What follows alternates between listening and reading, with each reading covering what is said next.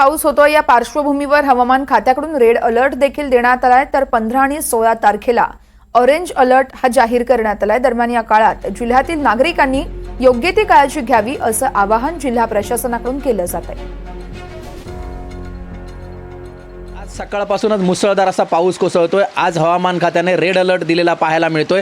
माझ्या पाठीमागची दृश्य आहेत पावसाची, ती मी तुम्हाला दाखवत आहे। सिंधुदुर्ग जिल्ह्यात मुसळधार पाऊस कोसळत आहे। या पार्श्वभूमीवर हवामान खात्याकडून रेड अलर्ट जारी करण्यात आला आहे, तर 15 व 16 तारखेला ऑरेंज अलर्ट जाहीर करण्यात आला आहे। दरम्यान या काळात जिल्ह्यातील नागरिकांनी योग्य ती काळजी घ्यावी असे आवाहन जिल्हा प्रशासनाकडून करण्यात आलेले आहे।